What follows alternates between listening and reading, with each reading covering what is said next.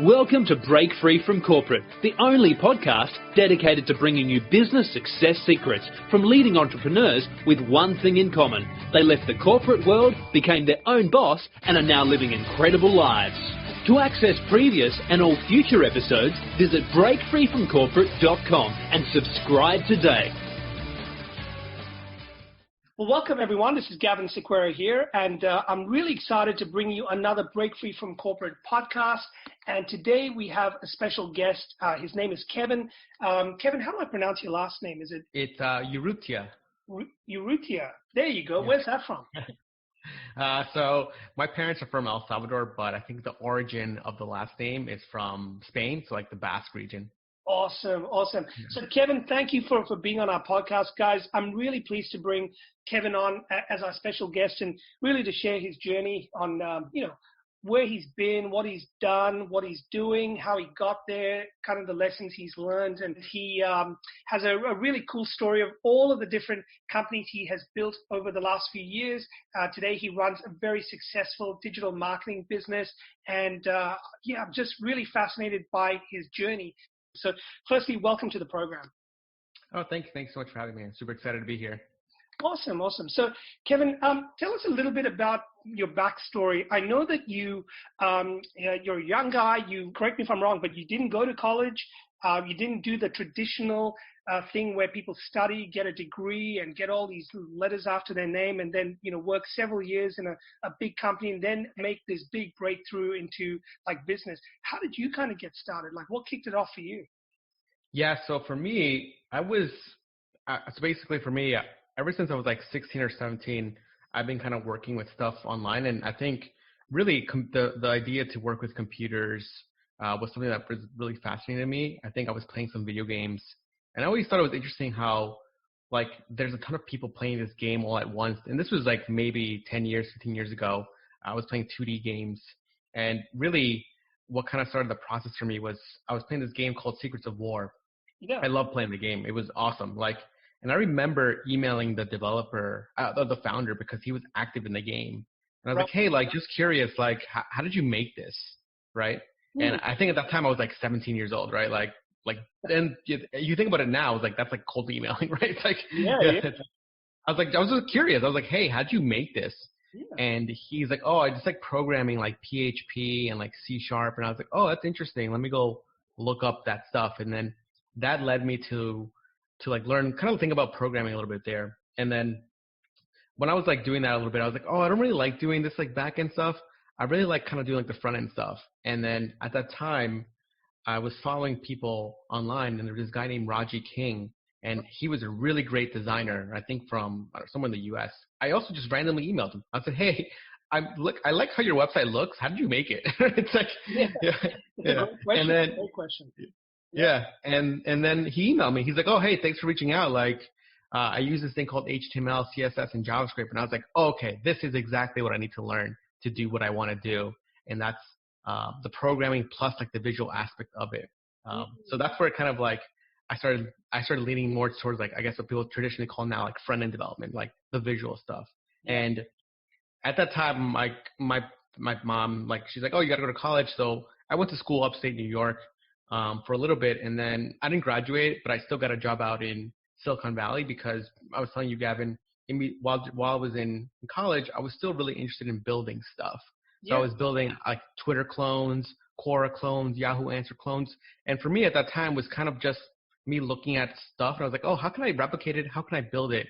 And that for me was just exciting because I was like, oh, I can do this. And of course, it's like anything. Like you can make a Facebook clone, you can make a Twitter clone. It doesn't mean you're going to get customers or users because that's a different thing, right? So, but for me, it was more of like the practice of building stuff that felt cool to just be in my room building something, because I was like, and for me, that was like kind of like problem solving. Like, okay, how does Twitter work, right? For example, okay, there's a tweet, there's text, there's some sort of database and stuff gets saved. There's something that you can log in, and that really, once I did a lot of more of that, I then started. I was like, okay, I can kind of do this, and I started my own web development company. Remember, this is also like 3-4 years into programming, and me just randomly. And I was like, that's the thing. It's like, I was like, oh, I can do this, right? It's like, I know something, right? So, So that led me to do my web development and web design company called One Tiny Bit. And in there, I partnered with Wilson,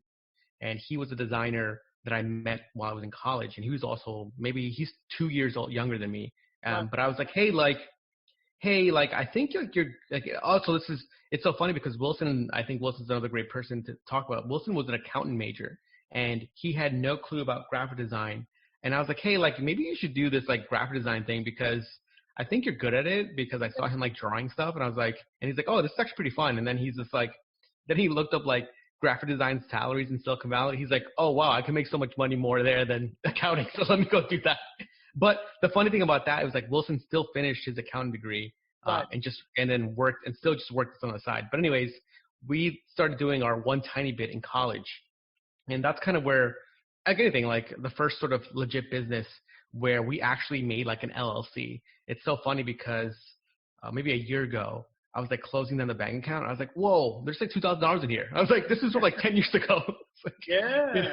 Yeah. So it's one of those things that's you forget that you did that. And that's wow, I can't believe we had a bank account because we kept paying the legal taxes on it. And I was like, oh yeah, let's shut that down. From 10 years ago. Right. But that's sort of at least for me, kind of really, was oh, this is exactly what I want to do. I want to make my own thing. It's really working your own hours. I think consulting is it's kind of it's a trick. You're kind of working your own hours, but you're kind of have 20 bosses now, right? So it's yeah. I mean, look, your story. I know there's more parts, and I don't mean to kind of interject, but I want to let the guys who are listening to this know that your journey really began just out of curiosity. Yeah. It sounds like you were just curious, how does the world work? How does this thing happen? Where can I try things? It's such a great place to be. Now, obviously you started doing this while you were at college or even just before, but I mean, guys, it doesn't matter where you're at in life. You could be in your 30s, your 40s, 50s, no matter where you are listening to this now, I think, one of the best things you can ever do is ask the question, why, how, how does, and then see where you can just kind of make a difference. And I think what's great is you did this really early on, and I know you've gone on to do some great things, so we're going to get to that in a sec. So, continue with your story, Kevin. Yeah, but I think exactly what you're saying. I was just generally curious, when I was 20 in college, I didn't know anything about running a business, but I was oh, this is interesting. Let me figure it out. And I think that mindset, at least for me, was kind of just something I was always curious, and I never thought about it until people have been asking me, and I was oh yeah, I was always cold emailing people, and I was just asking them because I was just curious. Yeah. But anyways, so after college, I did go out of Silicon Valley, and I did work a corporate job, and there I was working at Intuit, which is TurboTax. People in the U.S. probably know that, one of the biggest accounting software companies. And I was working for the Mint division, which is our kind of personal finance apps. Right. And and there I was working on. So just so people know, going to Silicon Valley, this was the dream for me. I was oh my God, I need to go there.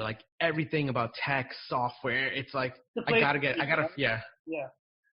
It's the dream for me. And I, also just so people realize, I've also was never been there. It's only been what I read. I was I got to go there. Yeah. So I literally never, I was born in New York, stayed in New York for college. I never went anywhere else. But when I got the job there, I was 2 months after graduating, I moved there, and I had to find an apartment without ever stepping foot there. So, and for me, it was when I moved there, it was everything I wanted. It was yeah, this is exactly my type of people. We're all programming, we're all working on startups. And I was okay, this job is going to be great. And I told you, Gavin, maybe a month in, I was whoa, this is not the job I want. This is not, I was just yeah.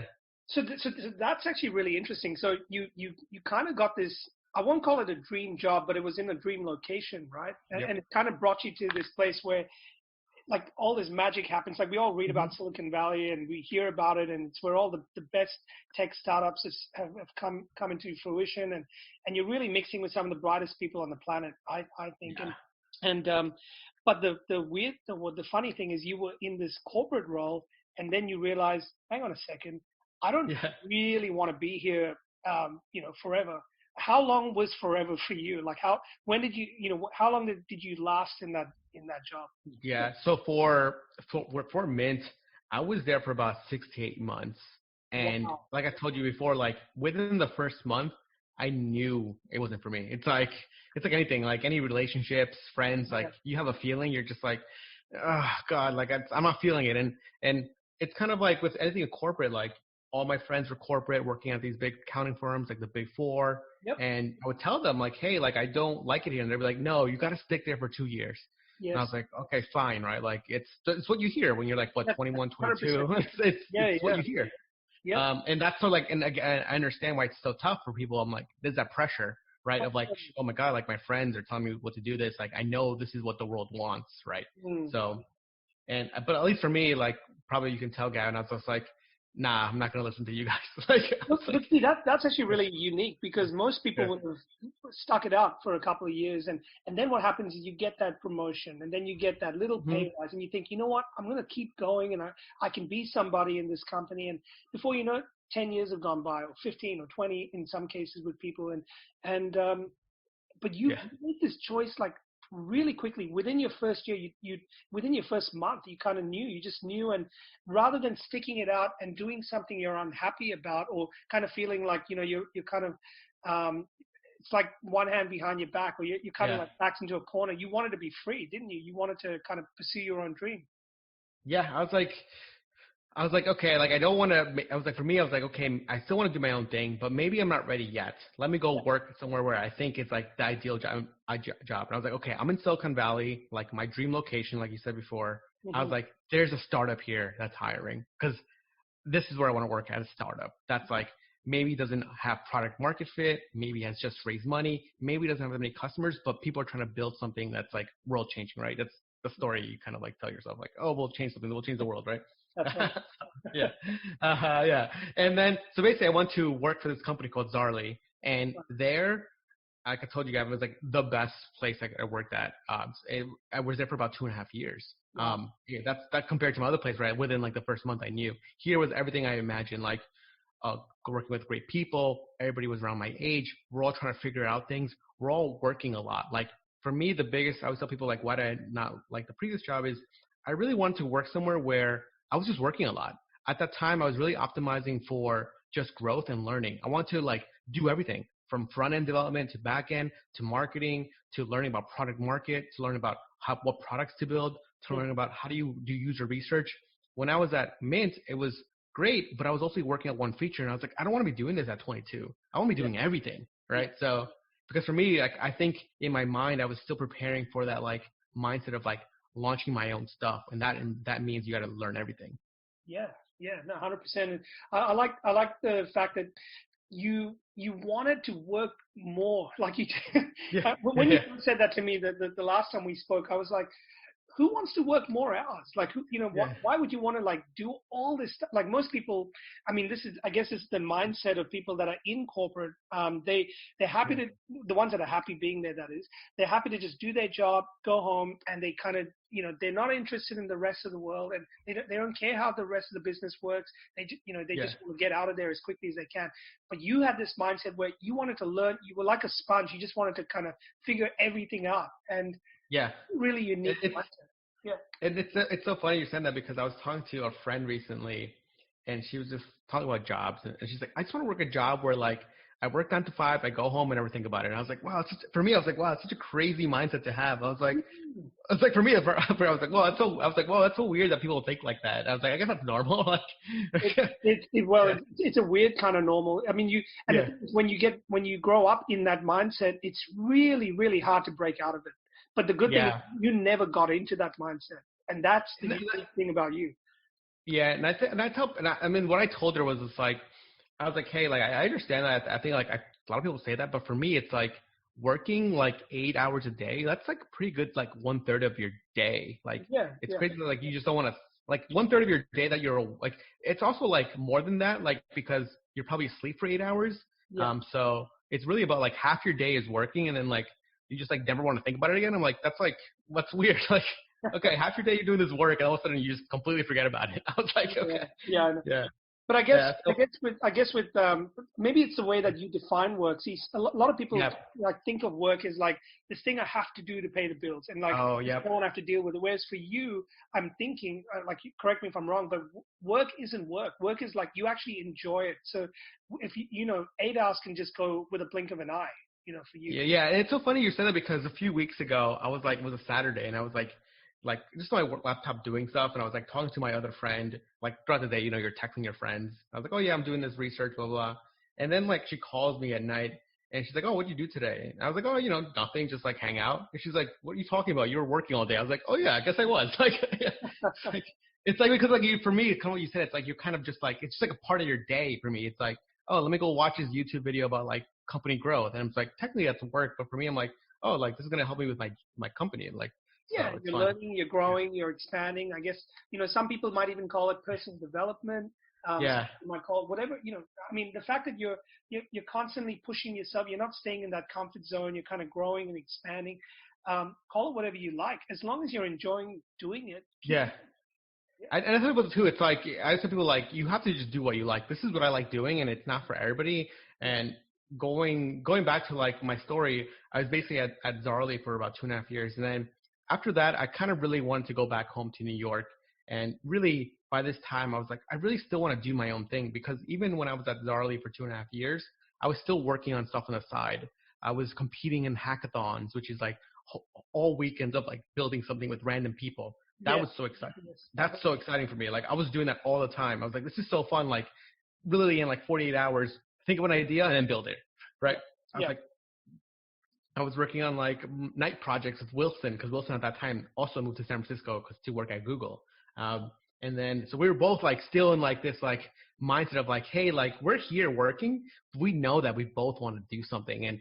And like, we just sort of build stuff, right? It's like we had like this builder mindset of just like, let's make stuff, right? Like, we don't know if it's going to work, but we'll learn, right? Yeah. So basically I was there at Darley, and I was like, oh, I left. And then I was like, then I went back to New York to live at home because I wanted to work on my startup. I was like, hey, for me, it was like kind of like extreme. Like I want to do my startup. I've been kind of doing startups for the past, 5-6 years on and off, but I've always kind of had a job, kind of had some income. I was like, I want to give it all in and just focus on something. And that focus led me to start this company called Made Sellers. And that's my first cleaning company that I started. And obviously people are listening like, oh, like, weren't you doing like tech? It's it's like, yeah, I was tech, but like I tell anybody, it's like, I just do something where I felt like there was traction, felt like where I could learn how to run a business and then go into maybe do something else later on. So that's really interesting. So did you say Made Sellers? Did you? Made Sellers, yep. Yeah. So what did that business do?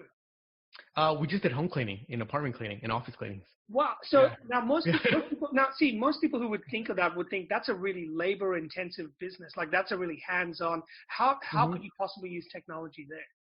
But yeah, so basically, so that's a good question, because so our company is Made Sellers. Right now we're about 150 maids.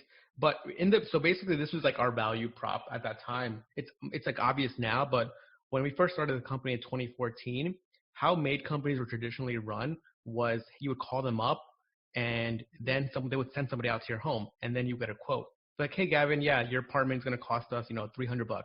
And if you wanted it, you say, okay, great. If not, you'd be like, oh, okay. So basically, as a company, if you sent a rep to give you a quote and you didn't book it, then you're pretty much like losing money because they have to pay them for their time. Right. So we came in and said, hey, like that's a waste of time.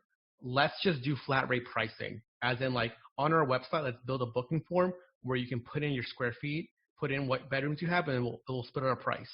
And it's like that 80-20 rule. Like 80% of the time, it's going to be great price. 20% of the time, it might be too low, but because of the efficiency and everything else, we'll get more bookings, and the cleaners will say like, yeah, it makes sense. So obviously like cleaners sometimes will be like, oh my God, that one bedroom was massive. And I'll be like, well, like that one bedroom you cleaned last week, that was like really tiny. Should we give the customer money back? Right. So it's like, So it's like, so that really helped us do that. And that's kind of where like we put tech, but really it wasn't more like the tech. It was more of like that mindset of like, hey, like why are we sending people out? Like, especially because like, I was telling you, like New York City, like apartments aren't this massive thing. Like it's very different. You live in like the country where like homes are massive. Right. But I'm like, this is New York City. Like everybody lives in like a shoebox, right? So it's like, exactly. yeah.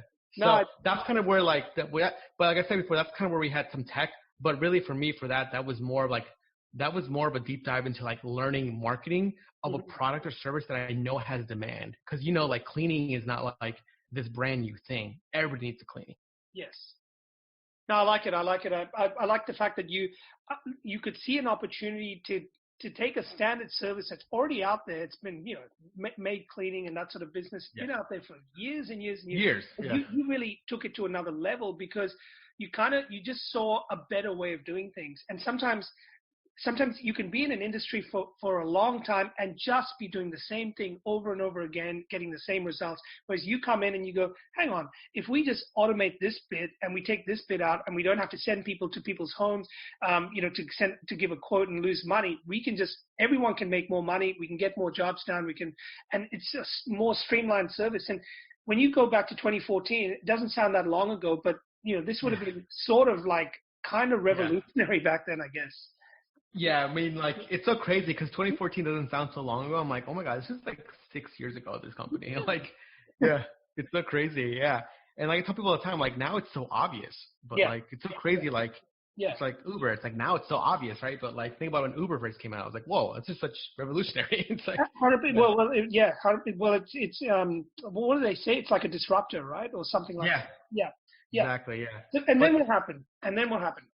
So basically, like really the maid service, this company, I learned almost everything about running a business here because I had to learn anything, how to hire people, how to fire people, how to train, how to charge customers, how to deal with complaints. I always tell people, you don't realize how much is involved in running a company until you actually have to do it. And you're the one that like everybody relies on. Like, hey, Kevin, like I'm sick. I'm like, okay, well, I don't have anybody else to work, so I'm guessing I'm the one that's going to be doing the cleaning today. Like, it's so crazy, like how much actual work it's involved in. Just things you need to think about that you just like you don't think about. Like, okay, well, like we have to collect taxes. Okay, like what's the tax authority? Okay, I got to call the state department to figure out how to get a tax license. Right? It's like it's a lot of little things. Yeah, a lot of little things, and I think that's kind of like that's why I always tell people like that's why when at least for me when I've always this goes into kind of with programming. Like if you think about building a software and app, you kind of just start very small and then you eventually add on features. I call this stuff like feature building. Like you can't think of like building everything at once or else you just get overwhelmed. Okay, you have an issue with a customer. Okay, let me deal with it and then I'll figure out an SOP or process later on.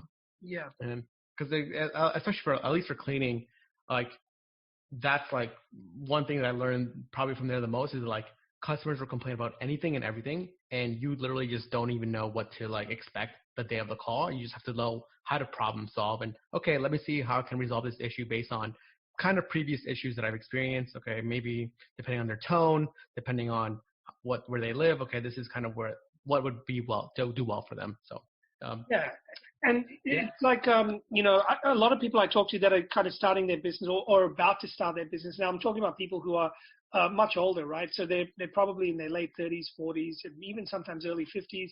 And these guys have never been in business, but they spend so much time procrastinating and thinking,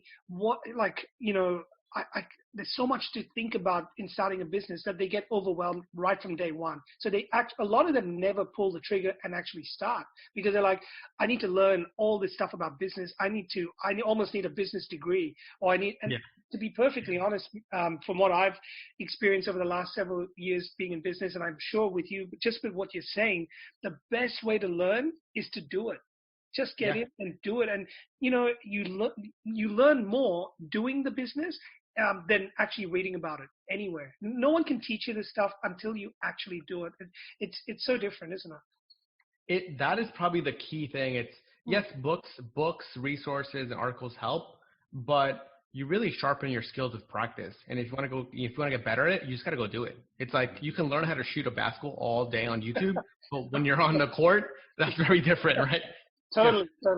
I used to give people examples like if you like to surf or whatever, you can watch YouTube videos on people surfing all day, but until you get in the water and you try and get on that board, it's very, very different. And that's why like It's very different too when you've actually experienced it. Like that's why I love reading business books, but then I love reading them again once I've experienced something because I'm like, oh, okay, that makes a lot more sense now to me. Like, okay, I see why the author said that now because I've actually experienced that. Like, yeah. Yeah, no, that's great. That's great. And so, where did you go after this? So you did the maid cleaning business, yep, and then how did you move on? So basically, like when I was doing the maid cleaning company, I really wanted to just systematize it. I didn't want to become one of those businesses where I read a book called by E-Myth. I read a book and it's like, Yep. hey, like you don't want to be stuck in this like phase where you as the business owner are the one that's completely managing the company. You want to build it like a corporation where it's like you can hire people, you can train them, and the company can run without you. And that's really where I wanted to build the company. And really, I focused a lot about systems and processes because after 2 years, I left and like I hired somebody else to come in and run the company for me because I just didn't want to like do it anymore. Because I want to be like the company isn't about Kevin, it's about like this cleaning thing, and I want to hire people to just run it for me. So really, for me, I never was like attached to this company. I was attached more to learning. So I was like, okay, like I felt like I learned enough after 2 years. I'm gonna go do something else now. And then I left and did e-commerce because I was like, e-commerce is like kind of coming up. I was like, oh, this is really interesting to me right now. I want to go and learn this thing. And then that led me to start my outdoor gear company called Montum. And similar to kind of why I started the cleaning company, I was like, oh, this space is interesting. Like, I'm not really a hiker, but I think like I can enter this business. Like, so let me just go and figure out how to do it, right? And then I learned about like sourcing suppliers from China. I went to China 3 times to talk to factories. Yeah. Gee, that would have been a cool experience. Oh, that was so fun. Like getting the visa was like a process in itself, right? Like just getting a visa in China was crazy. Yeah. For at least the US people. But yeah, that was fun. And like I said, like that, like learning this thing made me excited again. It's like when you learn something, you're like, okay, like what's the next step? Okay, how to sell on Amazon? Okay, how do you optimize the Amazon listing? What's Amazon SEO? What's Amazon PPC? It's like all this stuff that you have to learn. I'm like, oh my God, let me go read like 20 podcasts now because like this is so exciting and like it's like keeps you up at night. It's like an addicting. It's like, okay, I need to know more. I need to know more. Yeah. And so basically I did Montum. That company is great. Like we built it up. We won a ton of awards. We're like we #1 tracking poll on the Wirecutter, the New York Times. We did a lot of cold calls to retailers in the US. We also went to outdoor retailers where we pitched our products to people, and we went to conventions too. Like all this stuff that like I would have never done with the cleaning company because it's not possible. And so this new business allowed me to just experience more things. That's awesome, man. That's awesome. Yeah. I love the fact that you had no experience in hiking or you never had any experience in cleaning, yet you saw this opportunity to get in, make a difference, make a just kind of like make a bit of noise in the industry and make a difference. And and then you did that and you learned a lot of stuff, but then you moved on. And that book that you mentioned, the E-Myth, it's a brilliant book. If people people listening haven't heard about it, I would grab it. That's Michael E. Gerber. And he talks about systemizing and basically getting out, like not having the business rely on you. And I mean, Kevin, I talk to my people all the time about it's great to build something, but eventually you kind of want to make yourself redundant. I know it sounds crazy, but you want to remove yourself. You don't want to be the bottleneck because otherwise the business starts and stops with you. You'll never have a break. You'll never be able to go on a holiday or vacation or whatever.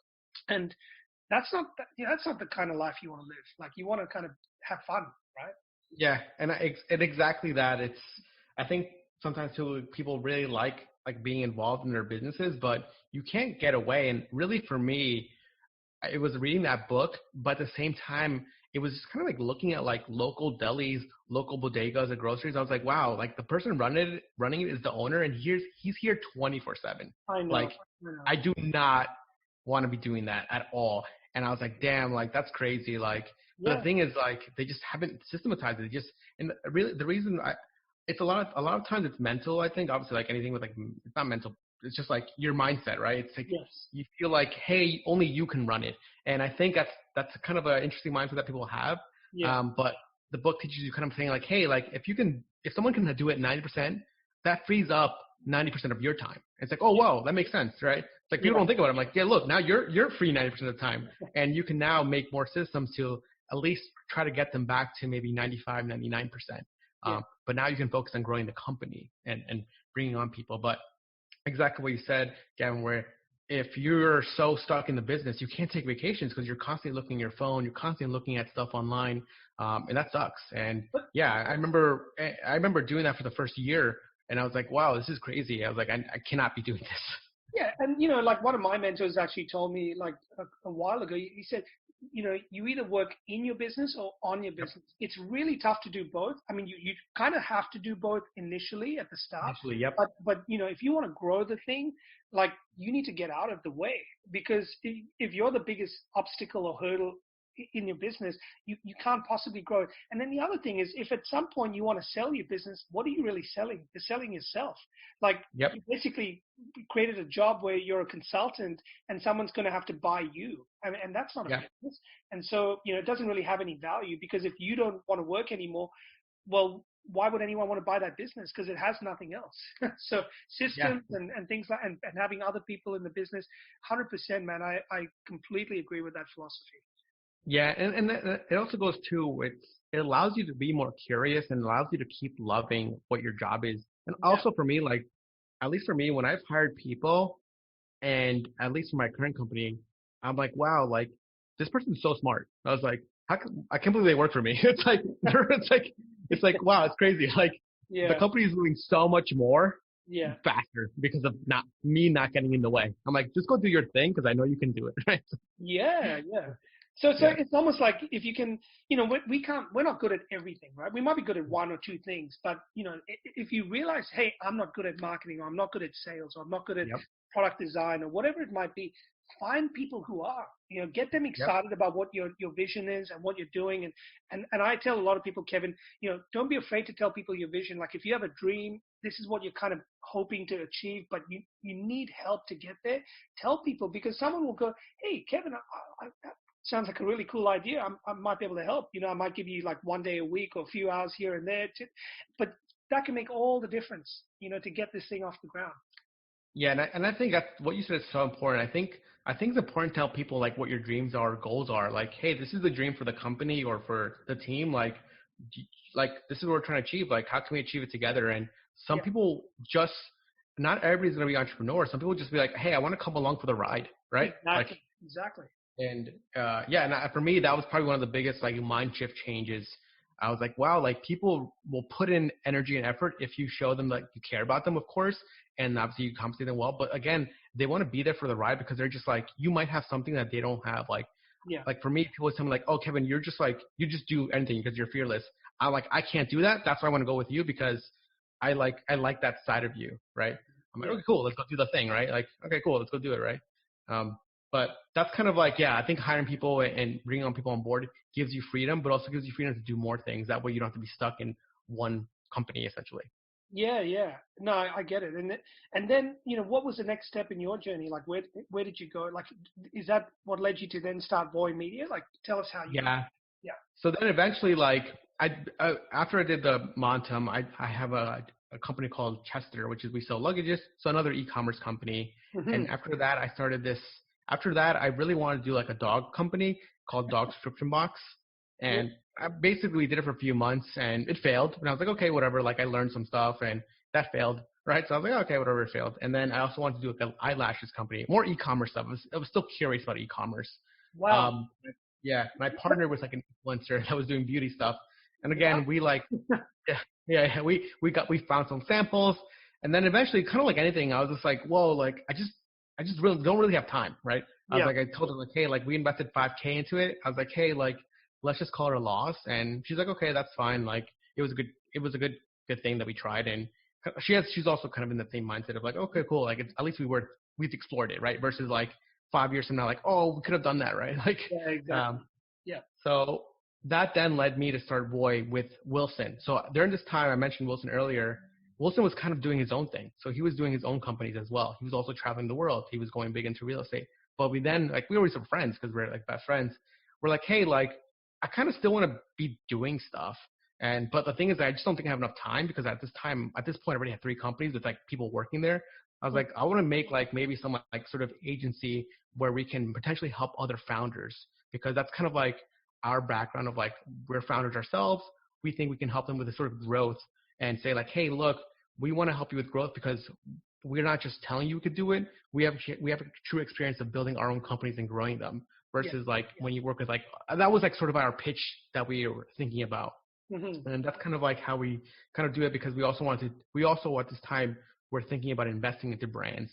So that we thought, hey, this could be a great way to see how we can invest into brands, because obviously we're not like rich, but like we're like, hey, like maybe we can help them with marketing services and we can get like advisor equity, right? Kind of like the small way to get into a company. Yes. So that's sort of where that idea for Voy came. And that's kind of like, was like, hey, this is what we're building. But obviously, like anything, like I told you, Gavin, like this is our idea, and that's not usually where you end up as. So, like it. Yeah. And then really now, at least like fast forward another year, Voy now is about 25 employees, and really, obviously me and Wilson run the company, and then we really focus on paid stuff, and that is Facebook ads, Google ads, and then also creative side of it for founders and other brands. So that's kind of where we're at right now. But still, it's like I think building Voy is still like my hardest company I've built, because the company is just one of the bigger ones that I have of like people, or like true like humans. Like it's a crazy thing, like humans. And it's probably the hardest company I've built, just because like everybody's so smart that everybody's got their own vision. So how do you control it and like constrain it to like the company vision, right? No, man, it's amazing what you're doing. And what I like is you've kind of gone from one level to the next, almost like in a game, you kind of advance to the next level. So the fact that you're saying this is like the hardest business you've built means you're advancing in levels, if you know what I mean. Like, because if you said, oh, this was a piece of cake to do, well, that'd be great, because then you could argue, well, I kind of have all this experience, which made it really easy to build this business, but the challenge probably wouldn't be there, you know, or the learning wouldn't be there, because the harder it is, the more you learn, the more success you might have. Maybe if you have a failure, and I like the fact that you said one of your businesses didn't work out, it was a failure.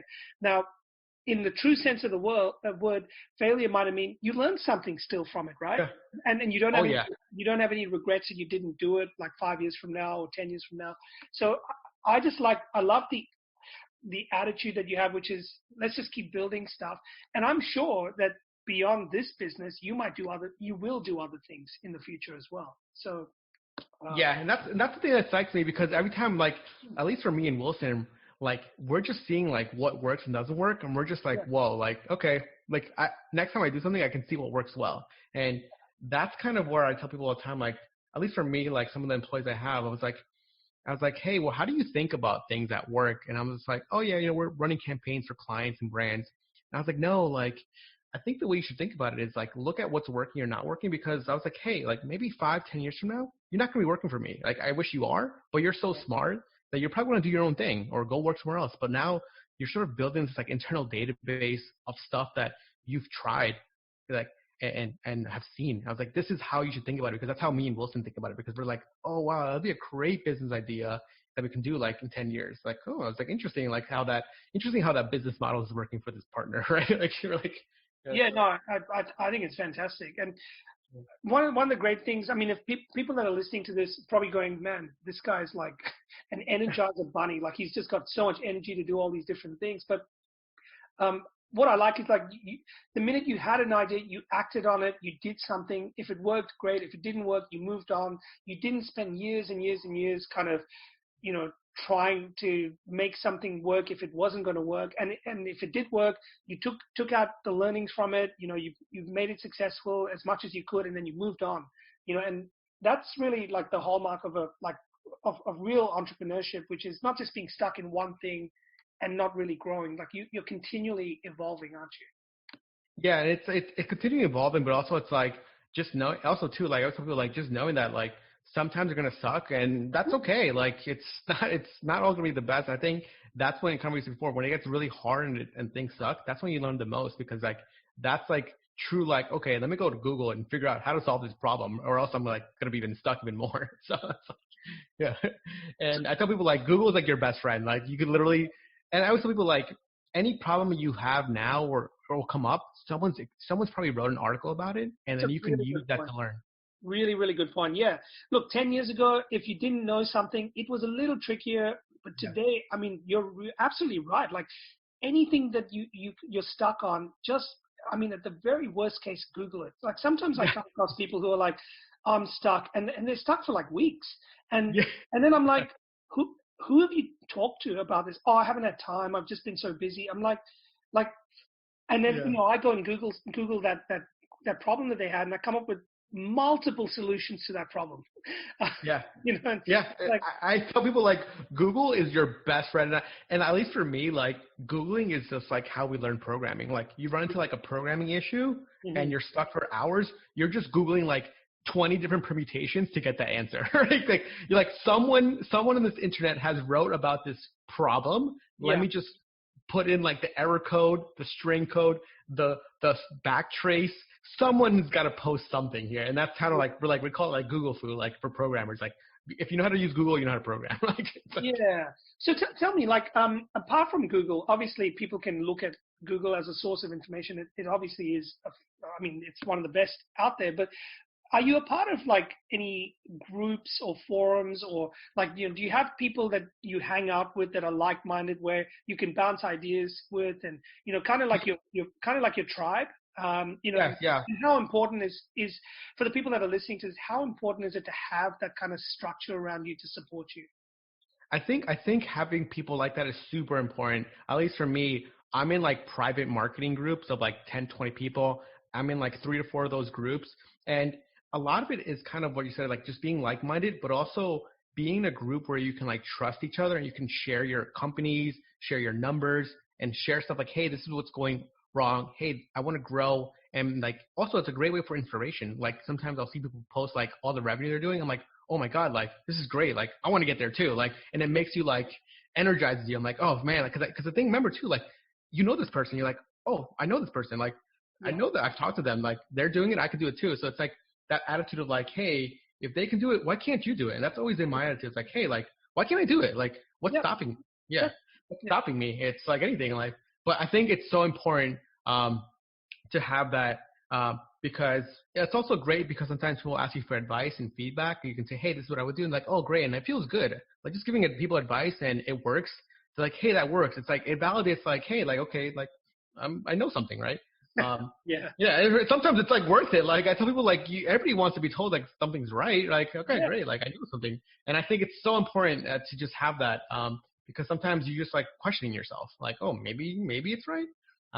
But I think if you want to get into like these groups, sometimes the people just invite you, but other times I tell people all the time, like, hey, there's a lot of these paid memberships that you can join, and it's worth it. Getting a coach is worth it. I think all this stuff is so worth it, and people sometimes are skeptical about it, but I'm like, hey, like if someone's coaching you, wants to coach you, like they know people and you can ask them for more help.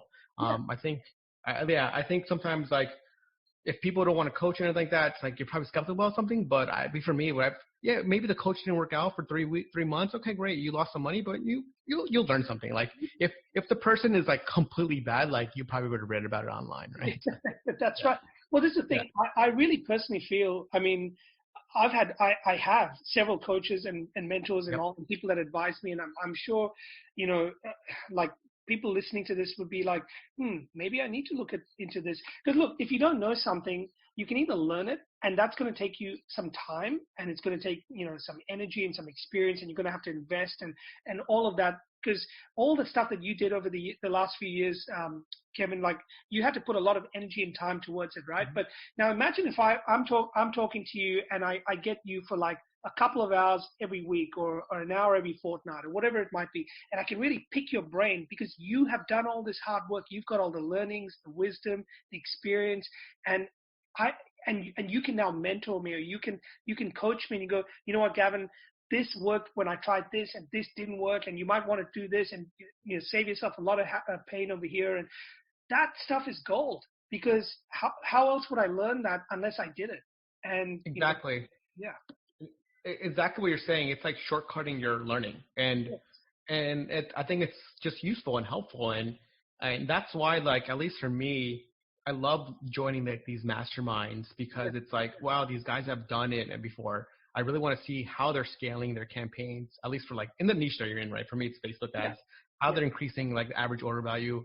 And I've joined one recently and I was like, whoa, like this is crazy. Like this is like, once you like, you probably know Gavin too, where when you learn something, you're like, wow, I can't believe that was so cheap, even though it costs like $2,000, right? You're like, whoa, that was so cheap. Like they should be charging more. Like this stuff is invaluable. Like it's like anything. It's like when you put it into play, you're like, whoa, it's crazy how this works. Like, no, it's certainly right. Exactly. And so I even if, like you said, you made a really good point. Even if you didn't learn a whole, let's say you did some coaching or mentoring with someone and after a month it didn't work out, or after 6 months, you would have still learned something, because, these people are doing this for a reason. They've got knowledge and information you don't have. So I'm a big fan of that. I think, I know personally I wouldn't be where I am today if it wasn't for that kind of help and support. And, talking to someone like yourself, Kevin, like I'm learning on this call right now with you, even though I'm kind of, we're chatting and we're recording this, but I'm actually learning your mindset just by listening to you. And podcasts are such a great way. I mean, I'm a big fan of people who kind of share this sort of knowledge. Yeah, no, exactly. And I think so too. I always felt, at least for me, I always try to relate it to, like, at least for coaching, going back to that real quick, I like to relate it to things like, hey, look, the best players in the world, NBA, soccer, these guys have coaches. These are personal trainers. Like, why don't regular people have them? Of course, maybe price, but it's sometimes we're like, oh, I don't need that. I know everything. I'm like, these guys like LeBron James, top of the top, probably has like 20, 30 coaches because he wants to get even better, right? So like, for me, that's the kind of like the mind shift change. I was like, hey, like if I want to get good, I need to hire these guys that are much better than me because they know something I don't know. Yes. Well, someone actually said to me a while ago, I don't know if you've heard this one, if you're in a room and you're the smartest person in that room, you need to get out of that room, because like you're not going to learn anything more in that room. I mean, you'd be able to help the people in that room, but you're not going to learn anything new. And so, I'm constantly looking to like hang out with people that are smarter than me, that are doing things that I haven't done, so I can push myself to get to the next level. That's if you want to do that as well. Like not everyone wants to. Yeah, of course. That's like anything like we're discussing. It's like, that's if you want to do it, and it's an investment in time, learning, and just knowing that this is sort of what you want. Yeah. Now, awesome. So now Voy Media is like where you're at right now. You guys are really kicking some serious goals. I was just reading a little bit about what you guys are doing, and you work with some pretty big names out there, Fortune 500 companies, and guys from Shark Tank, and I don't know, like you guys have done some pretty good work, and things are going really well. So well done on getting to this point. Oh, thank you. Yeah, and like even with all those companies, it's when I talk, it's similar to like kind of when I started with Voy Media. I tell people like, hey, this is my background, this is what I've done. Like, if it makes sense, like let's work together, right? It's like anything. I'm like, oh, okay, cool. Yeah, this is exactly what I'm looking for. I'm looking for guys that like have been there. I'm like, hey, like, look, I tell people like, I run a marketing agency. I've never once took a marketing class. Like, I literally have never once done, but I've just learned it through just like pure learnings and like reading books. And I can tell people I read marketing books all the time because they're just interesting to me. Yeah, this is interesting. You bring this up because I actually have a marketing major, like from a university, from an actual like traditional kind of platform, and the stuff that's happening right now is so far from what they teach you in like college, and in even big corporations. I work for companies like IBM, Oracle, like some of the big tech companies out there, and the guys who are marketing professionals in those organizations don't have a clue about some of the stuff that you're talking about. I mean, there's some smart people out there, but because they've come through the traditional background, they can only think one dimensional, and whereas I think the world has really changed in very, very short space of time, where you got to be quick and you just got to really understand your customer well, and you got to know how to like do all this stuff at a drop of a hat. Whereas if you're not willing to learn and kind of adapt, you're going to be left out in the cold. Like you'll be like a dinosaur. Yeah, no, exactly. And especially like marketing nowadays, it's like, it's so fast. Like what in 6 months, it just completely changes in 6 months. And at least for me, that's so funny because like that's how programming was. And that's how like you would do one programming language the next 6 months, like, okay, like this framework is dead. Okay, now we're gonna do another framework. I'm like, oh god, like you're constantly learning. Like it's like that's why programmer is also like exciting too, at least for me, because it was that like learning mindset of like, oh, like I'm learning this now, but I know in 6 months I gotta learn something else new, and that's fun for me.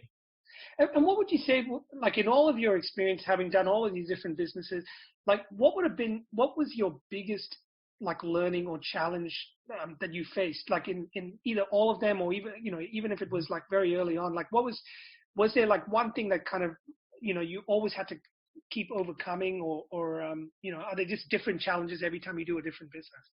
I think the biggest one for me in the beginning a few years ago was I was always wondering like why people weren't like me, right? It's a weird, I was like, oh, like how come people just like don't just do things when they want to do things, right? Like, hey, like for me, I was like, my biggest thing, I was like, hey, like I want to do like kind of what I was telling you before, Gavin, like I have a lot of friends that say, hey, I want to do this thing. I'm like, why don't you just do it? Like, what are you waiting for? Like, and I realized it's just like, there's so many people that just have different things going on in their life, that maybe they can't do it, or they're afraid, or there's other stuff that happens that, at least for me, that was kind of like the biggest things. I was like, oh, like maybe I'm like something's different about me or unique, but like some people like, that was like, for me, that was the biggest challenge to get over that. Like, why can't people just be like me? And really it happened more when I was like hiring people and working for me. And I would tell them like, hey, can you go do this thing? And then they're like, okay, like, how do you want to do? I'm like, I don't know, go figure it out. And they're like, no, like, how do you want me? I'm like, oh my God, like, just go figure it out. Like that, because that's what I would do, right? So tell me, like, so when you're hiring people, then in that case, like, do you now look for people that have similar kind of values as you or think like you, or are you just looking for people that are really good at what they do, and they don't necessarily have to think like you, but as long as they're good at what they do and they love what they do, you're happy for that? Like, yeah, exactly. Yeah, I think like as we're growing the company, I think in the beginning when you're hiring, you're kind of looking for like these sort of like generalists that can do a little bit of everything, and you really in the beginning of a company, so you're really looking for these guys that can like, I guess like shoot from the hip, like, okay, just do things. But as you're growing, you realize that like that's not scalable, because then you have 20 people shooting from the hip and then no one knows what's going on, right?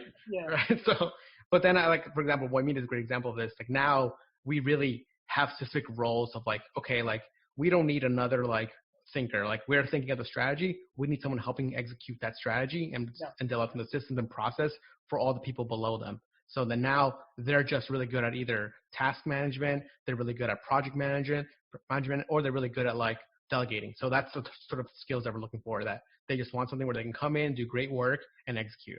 Yeah.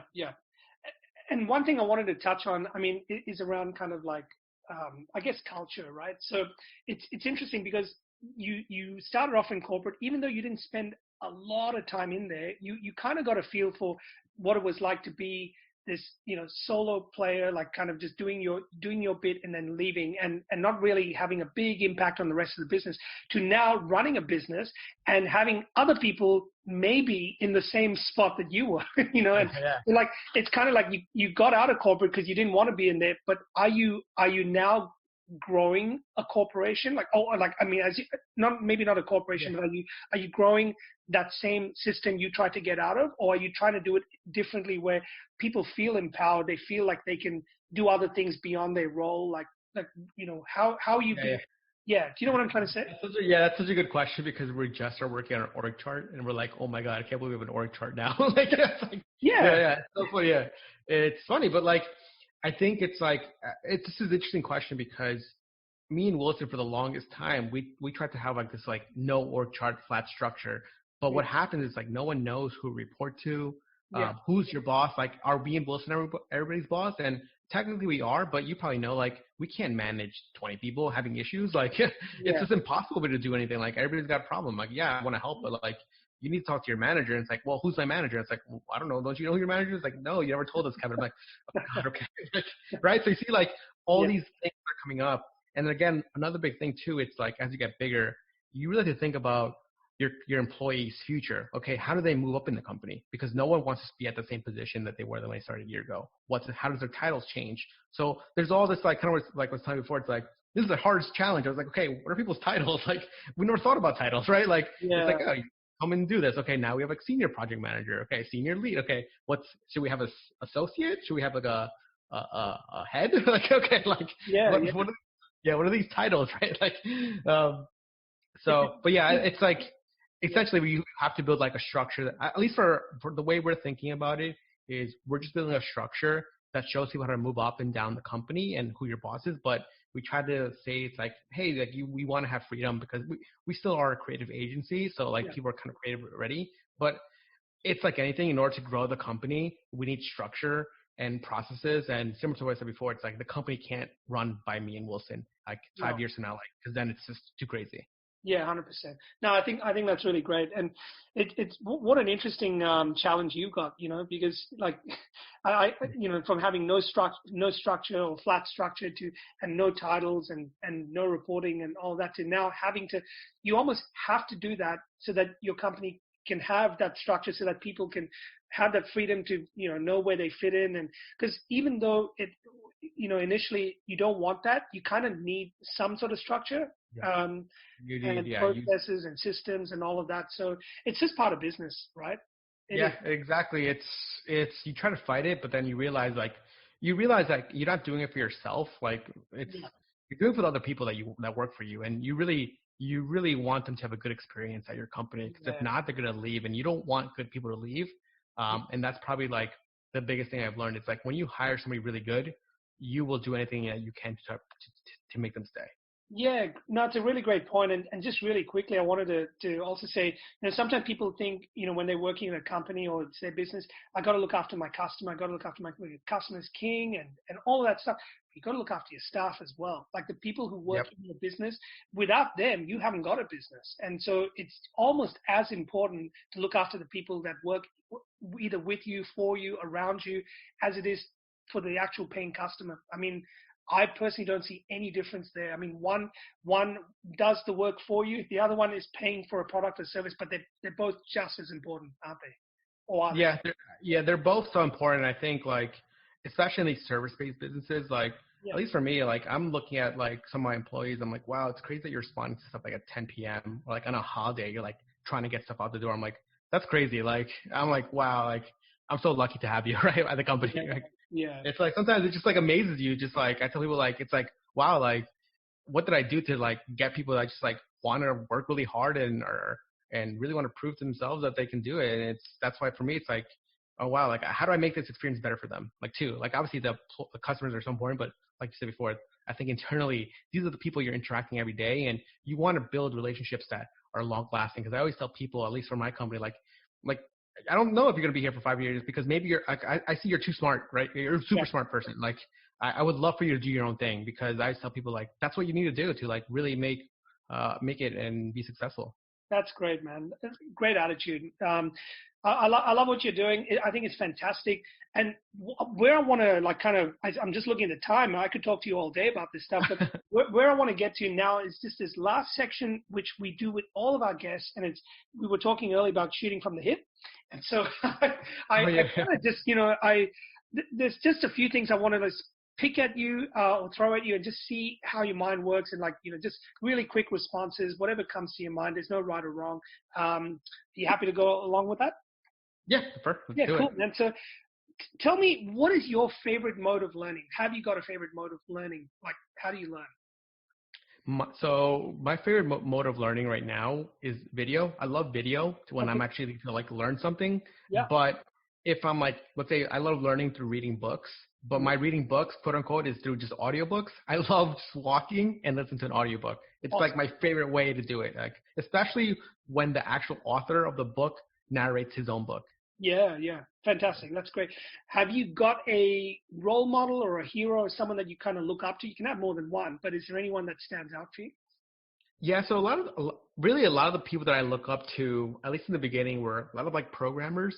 So for me, one program that I really liked was like DHH, David Heinemeier Hansen. I think he's from like Europe or something. Yep. But really, he runs a company called Basecamp, and really he was just like this person that bootstrapped a company that has just a great work ethic because they produce great software. But he's also really big into like remote working very early on, and also just providing a great place for people to work. And of course, he also made one of my favorite programming frameworks, Ruby on Rails. So I was like, I looked at him because I'm like, wow, this guy's like super smart. Like that showed me that like what's possible. Hey, you can run a company, but also contribute to open source and use this thing that hundreds of people use from like Twitter to Facebook. And somehow he has the time to do it. So it's possible, right? That's awesome. That's awesome. Now, any favorite quote that you would like to share with our audience? Is there anything that you can think of off the top of your head? Yeah, my favorite quote. This is a quote I heard like 10 years ago. Mm-hmm. I was watching like this YouTube video like from Stanford by Steve Jobs, and he had like a one line he said, and really kind of how I think about things. He said everything around you was created by people no smarter than you. And I was like, whoa, that's so true. Like everything around us is created by somebody. Like it's like this is like why do like people sometimes say like, oh my god, like a larger than life thing. I'm like, this is a person. Like somebody. Like, I was on that. So that for me was like that quote meant to me like, hey, you can just do anything you want. It's possible because what you're seeing is someone like you decided they wanted to make it happen, and they made it happen. Yeah. Yeah, no, I mean, even the things we take for granted, like you get in a car or you get in a bus, you get on a plane, someone thought of making that at some point, like everything around you is someone else's vision that came true. And I love it. What about a cause or a charity or any kind of like community thing that you either support or you want to call out or shout out on this podcast, anything? Something I do a lot, at least for even though I didn't like graduate from the college I went to, I still speak at a lot of the alumni events because I still go. It's so crazy. Who asked me like, oh yeah, I'm speaking at the college. I'm like, you hadn't graduated though, but it's so I just still like to tell people about my story because I tell people like, hey, look, I was a computer science major, but I'm not doing that now, and I'm doing this entrepreneurship thing that like. Everybody in college, like talks about like, hey, I'm going to do entrepreneurship. I'm like, but very few people do it. I'm like, you could go and do it. Like, it's just go and do it. Your major doesn't dictate where your life is going to be. And that's why I tell people like, look, I'm doing marketing now, but before that I was doing e-commerce. Before I was doing cleaning, like just go and do something and give it a shot. Don't get caught up in like this, like what you graduate thing that people sometimes like want to pigeonhole themselves into. No, that's fantastic, man. Thanks for sharing that. That is great. And I don't know how you're going to feel about this last one, but is there anything kind of quirky or weird or anything about you that you're happy to share that, might bring a little smile or a chuckle to someone? I'm trying to think quirky or weird. I think weird. I don't know. I guess it's I mean, maybe the fact that you just love what you do and you kind of like, you like working, but working isn't work for you. I've had all kinds of things. People say all kinds of things on the show. Yeah. I mean, at least for me, like maybe people sometimes find it weird that like me and my brother do like a lot of things together. So my brother works for me. He helps me run the company. Very great. Yeah, very great. Like, and I think people sometimes like, oh, how do you work with family? But like me and my brother grew up very close, and we both truly understand what we want. Like what he's good at, I'm not good at, and like sort of what I can do, he can't do, and we both know what that is. And it's similar to like I was telling you before with the maid company. Like after 2 years, I was like, hey, like his name is Edwin. I was like, hey, Edwin, like I just can't take it any further. Like and then he's like, okay, let me go and manage it. And then he took it to another level, and I was like, okay, that's great. That's awesome. That's awesome, man. Thanks for sharing that. That's great. You did really well. That wasn't that hard. But hey, listen, it's been so good to talk to you, Kevin, and hearing your story and just all the journey that you're going through and all the ups and the downs and all the fun stuff, and you're making a huge impact on the people that you either work with or the people that are working for you and your clients, and you guys are just making waves in everything you're doing, and Boy Media seems to be going from strength to strength. And so I wish you really well with what you guys are doing. How can our listeners get in touch with you if, let's say, someone goes, this Kevin guy sounds like a really cool guy, I want to get in touch with him? Can they do what you did to some of those early founders where they write you a cold email, or like what's the best way for someone to get in touch with? Oh yeah, just email me, kevin@boymedia.com. Easy. I always respond to emails. I get a lot of people asking me for like agency advice. It's really interesting. Yeah, it's like I'm an agency. Yeah, but yeah, people can always email me. I have no problem. Yeah, for sure. Just kevin@boymedia.com. And if they wanted to maybe even find out what you guys can do for them, is it still okay for them to contact you through that, or? Yeah, just kevin@boymedia.com, perfectly fine. Or just go to boymedia.com, our website, and we have a contact form there as well. Awesome, man. Hey, listen, thanks so much for sharing your time again, Kevin. I'm sure, at some point we might get you back in again, but yeah, keep in touch and all the best for the future. Thank you, Gavin. Talk to you soon. All right. Take care. Bye-bye. If you like this podcast and would like to understand a little bit more about what was just discussed, then you're in luck. Simply head over to breakfreefromcorporate.com and we have a fantastic bonus gift waiting for you to download. All we ask in return is that you leave us a review on iTunes and or Stitcher, whichever you use. And lastly, help us share this podcast around with your friends, your colleagues through Facebook, Twitter, Google+, or LinkedIn. We truly appreciate all your support and we look forward to seeing you on the next episode. Thank you for listening to this podcast episode of Break Free from Corporate. Once again, to access previous and all future episodes, visit breakfreefromcorporate.com and subscribe today.